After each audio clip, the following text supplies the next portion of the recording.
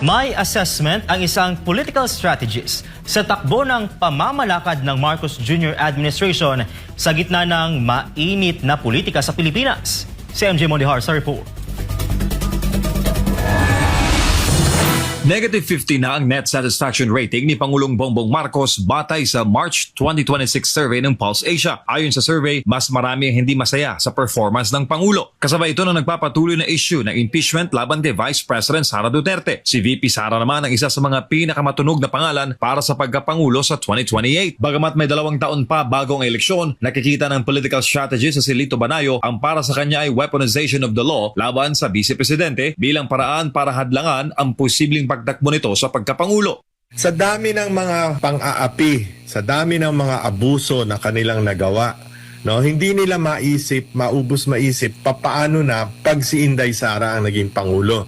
Papaano na kung sila naman ang usigin. Ayon kay Banayo, malaking halimbawa nito ay ang 16-day KOJC siege o ang operasyon ng mga otoridad para hanapin si Pastor Apollo C. Kibuloy ng The Kingdom of Jesus Christ. Anya, malaking red flag ang iligal na pagkubkob ng mga otoridad sa religious compound ng KOJC noong 2024. Para sa kanya, ipinakita ng KOJC siege ang paggamit sa mga institusyon ng gobyerno para mangusig lalo na sa mga taong simbahan.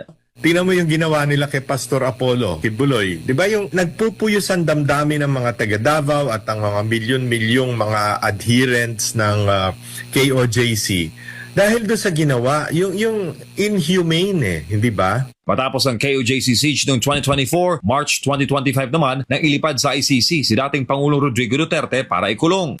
Miski si Presidente Marcos Sr. hindi ganun no? So ngayon, ewan ko, lahat natapos yung ginawa nila kay Pangulong Rodrigo Duterte, bagamat alam nila na napaka-popular ni Pangulong Duterte, no? At yung basta mo na lang kikidnapin ang isang dating Pangulo, mag-80 anyos na, actually, 80 years old na nga last, di ba? Hindi ba? I mean, para sa Pilipino, yung simpatya, lalong umigting, no, kay Pangulong Duterte at by extension kay Vice President Inday Sara. At ngayon naman, ayon kay Banayo, ang mga senador na kritikal sa administrasyon ang nahaharap sa mga kaso. Para sa kanya, layunin naman nitong hadlangan ang isinasagawang flood control investigation ng Senate Blue Ribbon Committee na maaaring maglantad sa mga nasa likod ng sinasabing anomalya. Malinaw na malinaw na ang direksyon ay laban lamang sa oposisyon, laban lamang sa mga kaaway sa politika. Kaya lalong nagagalit ang tao. Parami ng parami, hindi lang yung mga biktima ng kanilang weaponization of the law, yung mga taong bayan na nakikita na ano ba to? Sobra naman ito. Ito naman ang posibleng endgame ng administrasyon ayon kay Banayo. Si Ferdinand Marcos Sr. naging sigaw ng bayan nun tama na. Sobra na, palitan na. Ganyan din ang mangyayari dito. Pag ganyan ang kanilang ginagawa, hindi nila lulubayan ang kanilang mga kaaway o katunggali, hindi naman kaaway, katunggali sa politika na parte naman ng demokrasya. Para sa Diyos at sa Pilipinas kung mahal, MJ Mondihar, SMNI News.